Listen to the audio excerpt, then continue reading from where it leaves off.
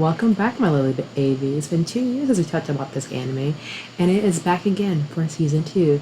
Dress Up Darling is back after Marie introduced Gojou to the world cosplay. He's been creating outfits for her with ease. Even so, he still has a lot to learn. Every new lesson seems to strengthen his love for sewing and for the hina dolls his grandpa taught him to make.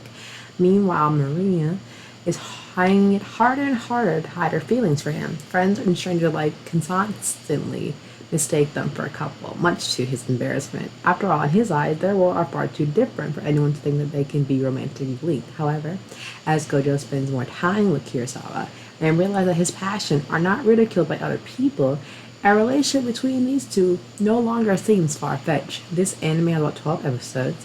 It premiered July 6th to September 21st of 2025, based off a manga series. Genre is romance, themes are otaku culture and school. Each episode is 20 minutes, and it's rated PG-13. Well, we are back again with season 2 of Dress Up Darling. Now, when I reviewed this 2 years ago, I gave it a really high score. In season 2, even though I feel like we've had a big gap since then, but I think it was well worth the wait between the first season and the second season. And I'm glad that it had enough fan support to have enough to be enough for a season 2, especially with the manga continuing to grow in popularity. It was only a matter of time before we got a season 2. And I think for My Dress Up Darling, it saw itself as a very iconic part in the anime genre, but it does set the standard for today's rom-com. I feel like overall, for the first season of Dress Up Darling, had imperfections from time to time, but the animation quality was always very stellar. And I think looking at it now, between our main two protagonists, Marin Kitagawa, who's an anime lover, loves cosplay, an amateur model. She devotes her time to her love and interests. And by that reaching a more romantic side with the boy she's fallen for, who's the guy who's mostly interested in sewing and making hina doll, his grandfather taught him, a skill that he wants to keep up with the craftsmanship.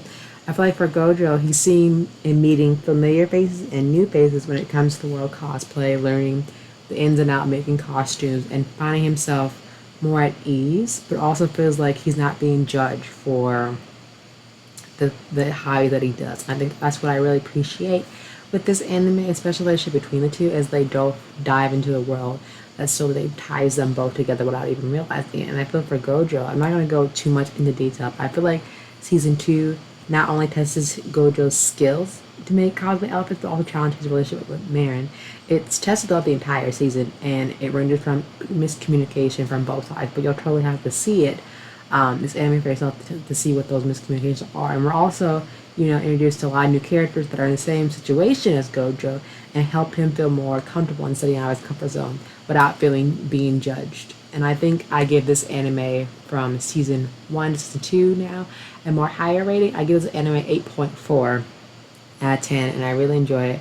I love it a lot, and I'm so glad to see that this anime series was back on my radar again. But definitely check out for yourself. Let me leave the comments below, and I will see you soon for another anime review. Until then, bye!